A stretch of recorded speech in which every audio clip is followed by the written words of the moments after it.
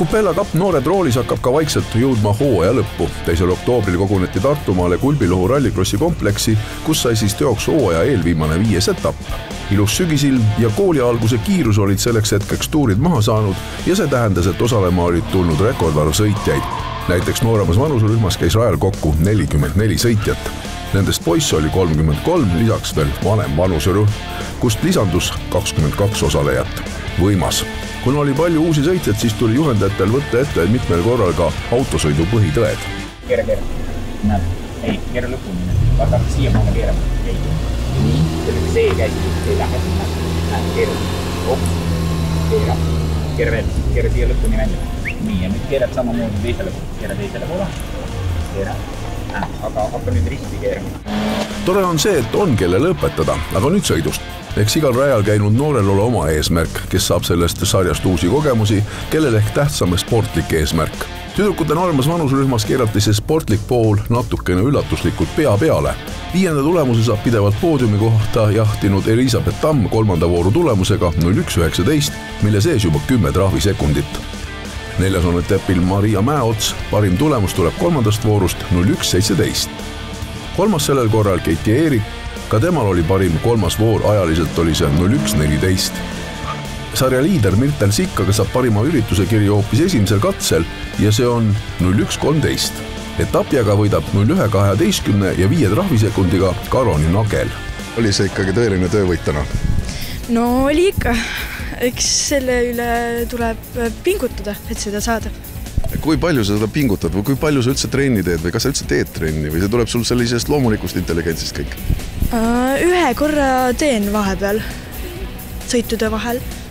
Kuidas see välja näeb, et lihtsalt pannakse kuskil asfaltplatsi peale mingid konkreetsed jooned maha ja või kuidas teete seda? Tavaliselt teen ma kruusatee peal ja ämbrite vahel slaalomeid ja selle väravaid. Et kättesaadavatest materjalist ämbrid maha ja tuleb proovida lihtsalt. Jah. No teine või 3. voor oli see kõige parem, mis sult selle hea tulemuse tõi, et kui palju sa seal ikkagi parandasid ja mida sa parandasid ja kas saab üldse parandada midagi või kuidagi sõitu muuta? No ikka saab.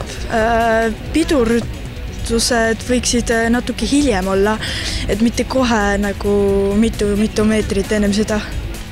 Et see pidurdusmaa tuleb kindlasti paika saada? Jah. Ja lihtsalt hoida ja enda joonist ja oma sõidurütmi ja see on kõige tähtsam. Jah. Noorema vanuserühma noormi, nagu öeldud, oli tõeline vägi kohal. Päeva 5. tulemuse eest olitseb sellel korral Karl Lellep, kes reeglina sõitnud pidevalt esikümne sisse. Parem aeg teisest voorust ja see oli tal 59,9 sekundit. 4. tulemuse saavutab Tanel Meier ajaga 58 täpselt. 3. sellel korral on Ron Gregor Kadak ajaga 55,3. 2. tulemuse eest olitses Robin Rose, aga seda väga teravus duellis Marten Meindorfiga, kes viimases voorus paugutas sellise aja nagu 53,6 ja seda siis 2. koha noorme vastu, kus aeg oli 54,8. Jah, ma väga ei pidanud pingutama, sest ma teadsin, et kui Ron Gregor Kadak jääb must allapoole, siis ma olen saanud võidu kokkuvõttes. Kui palju sa seda sõitu siis ikkagi parandasid? Sa nägid ju tegelikult, et enne 3. vooru ei olnud absoluutseltki kõik selge.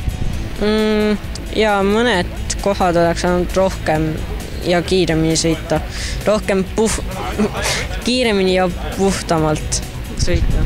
Närv hakkab ka sisse tulema teinekord, kui ikka sellises olukorras oled. Sa oled oma sõidud jätnud siia viimaseks hetkeks ja tead ju täpselt, kuidas eest teised sõidavad. Vahest sõltub, kui kiiresti sõitsid või nad ei sõitnud kiiremini. Et lähed ikka närvi ka teinekord? Ei. Nüüd siis vanema vanuserühma sõitmiste juurde. Selles arvestuses on tegemist juba teatud mõttes korraliku baasi saanud noortega ning eks ka selles osas seal sportlik pinge suurem. 6 kaasa teinud tütarlapsest saab kirja 5. aja Keiti Kähar, seda siis teises voorus ajaga 0,117. Selle sees juba 5 trahvisekundit. 4. tulemuse eest hoolitses Katleen Kaasan. 2. vooru aeg oli ta päeva parim 0,1,8. 3. on sellel korral Grete-Miia Koha. 3. vooru tulemusega 0,1,6. Teiseks sõidab ennast teises voorus Annabel Taaber ajaga 0,1,3.